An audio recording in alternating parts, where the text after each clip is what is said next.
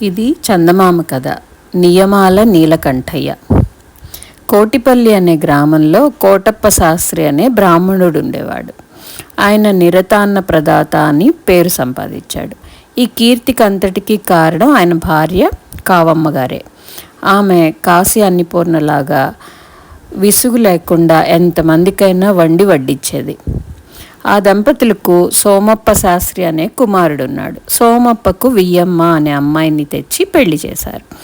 కోడలు కాపురానికి వచ్చిన కొత్తలోనే కావమ్మ గారు తమ్ముని ఇంట బారసాలకని పుట్టింటికి వెళ్ళవలసి వచ్చింది. వెళ్ళబోయే ముందు ఆమె కోడలితో, ఇంటికి వచ్చిన అతిథులకు శ్రద్ధగా వడ్డించాలి సుమా, వడ్డన అయిన తర్వాత ఏమి కావలసినా వాళ్లే అడుగుతారని ఊరుకోకూడదు. వడ్డించిన పదార్థాల్లో ఏ పదార్థాన్ని వాళ్ళు ఇష్టంగా తింటున్నారో కనిపెట్టి ఆ పదార్థం 2-3 మాటలు తెచ్చి వడ్డించాలి.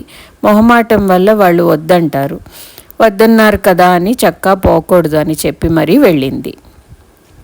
కోటప్ప శాస్త్రి కావమ్మ గారు ఊరికి వెళ్ళిన మర్నాడే వారి ఇంటికి నీలపల్లి నుంచి నీలకంఠయ్య గారు వచ్చి అరుగు మీద జంధ్యాలు వడుకుతూ కూర్చున్న సోమప్ప శాస్త్రిని చూసి, అబ్బాయి, నాకు ఈ రోజున భోజనం ఎక్కడ కుదురుతుంది అని గ్రామంలో వాకపు చేస్తే వాళ్ళు ఈ ఇల్లు చూపెట్టారు అన్నాడు.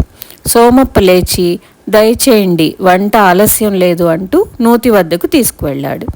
నీలకంఠయ్య స్నానం చేసి తడిగుడ్డ విడిచి కట్టుకుని విస్తరి ముందు పీట ముందు కూర్చుని రొమ్ము మీద భుజాల మీద విభూతి పెండెకట్లు దిట్టంగా పెట్టి, అమ్మాయి ఇంక వడ్డించవచ్చు అన్నాడు. ఆనాడు వియ్యమ్మ కందా బచ్చలి వేసి కూర వండింది. లంక గుమ్మడికాయ, ఎర్రదుంపలు, వంకాయ, ములక్కాడలు వేసి పులుసు కాచింది. కొబ్బరికాయ పచ్చడి చేసింది. వడ్డన పూర్తయి నెయ్యి వడ్డించాక నీలకంఠయ్య పరిశం పట్టి కూర కలుపుకున్నాడు. వియ్యమ్మ నెయ్యి వడ్డించి అత్తగారు చెప్పిన ప్రకారం ఆయన ఏ పదార్థాలు ఇష్టంగా తింటున్నాడో జాగ్రత్తగా కనిపెడుతూ నిలబడింది. నీలకంఠయ్యకు 2 నియమాలున్నాయి.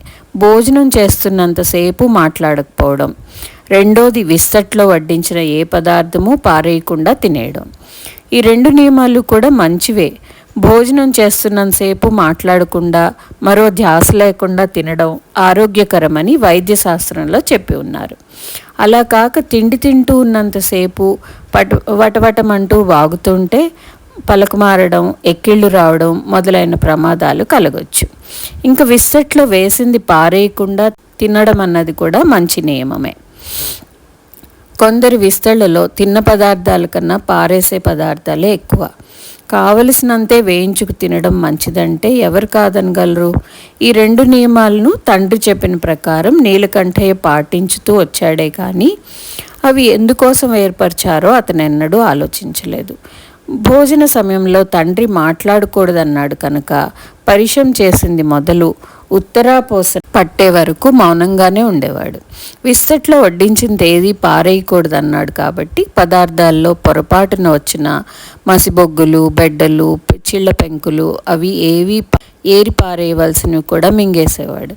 అతని మూర్ఖత్వం చూసి అతని భార్య ముందుగానే బొగ్గులు, రాళ్ళు మొదలైనవి ఏమీ రాకుండా తీసేసి మరీ వడ్డించేది. అంతేకాదు, కూరల్లో పోపుకని వేసిన మిరపకాయ ముక్కలు ఏరేసి మరీ వేసేది. ములక్కాడ లాంటివి పడితే గుంజు మాత్రం తిని పెచ్చులు పారేయక వాటిని కూడా మింగడం మొదలెడతాడు కనుక కాడలు ఆపళంగా వేసేదే కాదు, ఆ కాడల్లోని గుంజు మాత్రం గోటితో గీరి వడ్డించేది. ఈ విధంగా ఆమె తన తెలివితేటల వల్ల భోజనంలో అతనికి ఏ ఇబ్బంది రాకుండా చూసుకునేది. ఎల్లకాలం ఇంట్లో కూర్చుంటే కుదురుతుందా మగవాడికి? పొరుగురు పోవలసిన పని తగిలింది నీలకంఠయ్యకు. అందుకనే ఆయన కోటిపల్లి వచ్చి సోమప్ప ఇంట భోజనానికి దిగడం. భోజనం మొదలుపెట్టక ముందే అత్తగాడు వియ్యమ్మతో, అమ్మాయి, నాకు ఇలాంటి నియమాలు ఉన్నాయి సుమా అని చెప్పేస్తే ఇబ్బంది లేకపోయేది. కానీ నీలకంఠయ్య ఆపాటి తెలివైన వాడవుతే కదా. నీలకంఠయ్య సంగతి కానీ అతని నియమాల మూర్ఖత్వం కానీ తెలియని వియ్యమ్మ కూర వడ్డన చేసి చూస్తూ నిలబడింది. నీలకంఠయ్య నోరెత్తకుండా ఎలాగో అతి కష్టం మీద బచ్చలి కాడలు పిప్పి మిరపకాయ ముక్కలు మింగేశాడే కానీ నియమం మాత్రం వదులుకోలేదు. నీలకంఠయ్య మూర్ఖత్వానికి అప్పుడు వియ్యమ్మ అమాయకత్వం తోడైంది. అతగాడు బచ్చలి కాడల్ని పిప్పి కూడా వదిలేయకుండా నమిలి మింగడం చూసి అతనికి బచ్చలి కాడలంటే మహా ఇష్టం అనుకుంది ఈవిడ. గబగబా వెళ్ళి కూరలో ఎక్కడెక్కడున్న కాడలు ఏరి తెచ్చి నీలకంఠయ్యని అడగకుండానే అతని విస్తట్లో పడేసింది. అతను నిర్ఘాంతపోయాడు. ఆమె అదంతా మొగమాటమే అనుకుని, పర్వాలేదు కొంచెమేగా వేశాను తినండి అంది. బాధపడుతూ దిక్కులు చూస్తూ కాడ తర్వాత కాడ తీసుకుని సమూలంగా తినేశాడు నీలకంఠయ్య. రెండో మాట వేసిన కాడలు కూడా అతడు తినేయడం చూసి వియ్యమ్మ మళ్ళీ పళ్ళెం వద్దకు వెళ్ళింది. ఇది గ్రహించి నీలకంఠయ్య హడలిపోయి ఆమె విస్తరి దగ్గరికి రాకపూర్వమే చేతులు తల విస్తరికి అడ్డం పెట్టి వద్దు అని తెలపడానికి తల ఊపుతూ 5 నిమిషాలు అట్టే ఉండిపోయాడు. అప్పుడు అనుకున్నదామె తన మనసులో, నిజంగా అతను మొహమాట పడడం లేదు అని. బచ్చలి కాడల పిప్పి మింగినప్పుడల్లా గొంతుకు దిగక నీలకంఠయ్య నీళ్లు తాగవలసి వచ్చేది. దాంతో కడుపు బరువెక్కిపోయింది. అందుచేత మొదట వడ్డించిన అన్నమే ఇంకా ఉంది. పులుసు ముక్కలు, కొబ్బరి పచ్చడి, మామాటేంటి అంటూ అతన్ని పలకరించాయి.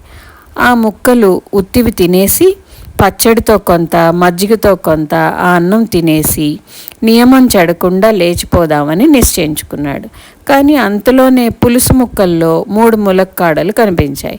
పిప్పితో సహా ములక్కాడ ముక్కలు 3 తినేశాడు. తర్వాత పచ్చడి కలుపుదామని అన్నం ముందుకు తీసుకునేటప్పటికీ వియ్యమ్మ పులుసు రాచిప్ప గరిటా పట్టుకుని చక్కా వచ్చింది. 3 గరిటెలు పులుసు వడ్డించి ఇంకొక గరిటెడు అంది. విస్తట్లో పడ్డ 3 పుంజీల ములక్కాడలు చూసేటప్పటికీ నీలకంఠయ్యకు కళ్ళమ్మటి నీళ్లు గిర్రున తిరిగినాయి. ఏం చేయడానికి తోచక ఎడం చేత్తో దబదబా నెత్తి బాదుకోవడం మొదలెట్టాడు. అంతవరకు తల ఎత్తకుండా భోజనం చేస్తున్న సోమప్ప నీలకంఠం కేసి చూసి నీరైపోయాడు.